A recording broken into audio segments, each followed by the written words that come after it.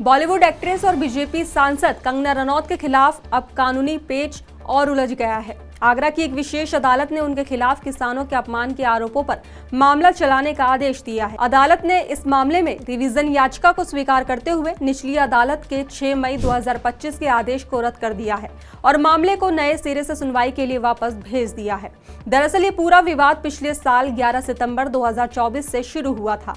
अधिवक्ता रमाशंकर शर्मा ने आगरा की अदालत में एक शिकायत दर्ज कराई थी। शिकायत में आरोप था कि कंगना रनौत ने 26 अगस्त 2024 को एक मीडिया इंटरव्यू और उसके बाद सोशल मीडिया पर किसानों को दंगाई और आतंकवादी जैसे अपशब्द कहकर अपमानित किया था।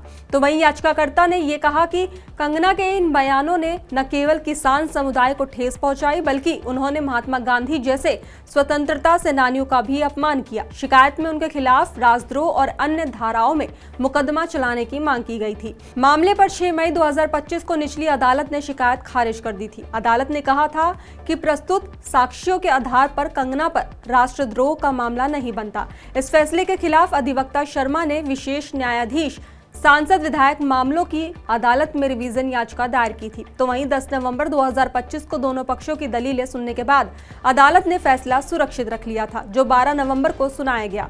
विशेष न्यायाधीश लोकेश कुमार ने अपने आदेश में कहा था कि निचली अदालत ने शिकायत खारिज करते समय कुछ जरूरी कानूनी प्रावधानों की अनदेखी की, खासतौर पर भारतीय नागरिक सुरक्षा संहिता 2023 की धारा 225(1) के तहत। इसलिए अदालत ने निचली अदालत का आदेश रद्द कर दिया और मामला फिर से सुनवाई के लिए वापस भेज दिया। अब यह मामला 29 नवंबर 2025 को विशेष एमपी एमएलए अदालत में सुना जाएगा। अदालत ने निर्देश दिया है कि शिकायत पर मौजूद तथ्यों और साक्ष्यों के आधार पर नए सिरे से सुनवाई की जाए।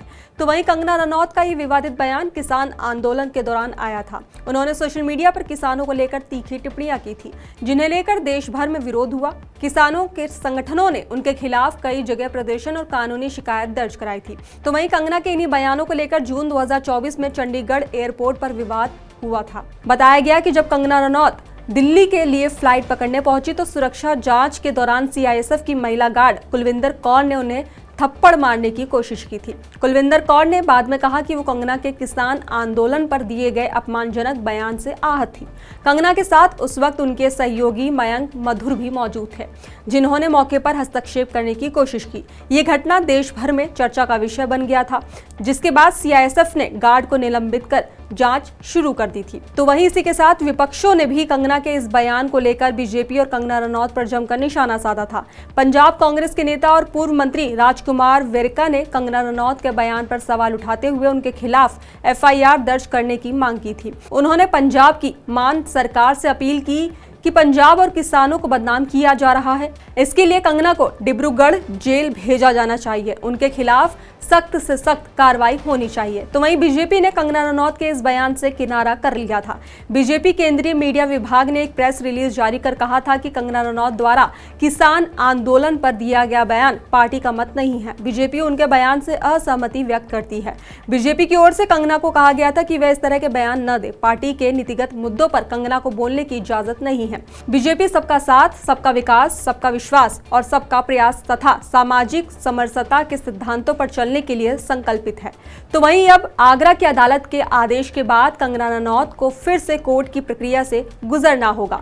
निचली अदालत में मामले की नई सुनवाई में यह तय होगा कि क्या उनके खिलाफ राजद्रोह और किसानों के अपमान के आरोपों पर मुकदमा चलेगा या नहीं। तो वहीं राजनीतिक रूप से यह भी मामला महत्वपूर्ण माना जा रहा है, क्योंकि कंगना रनौत अब बीजेपी सांसद है और अक्सर अपने विवादित बयानों को लेकर सुर्खियों में रहती हैं। तो वहीं अब सबकी नजर 29 नवंबर की सुनवाई पर है, जहां से ये तय होगा कि ये मामला आगे बढ़ेगा या फिर यहीं पर खत्म हो जाएगा। इस खबर पर आपकी क्या राय है, हमें कमेंट बॉक्स में जरूर बताएं। फिलहाल खबरों में बस इतना ही। बाकी देश और दुनिया की तमाम खबरों के लिए देखते रहिए दी एज।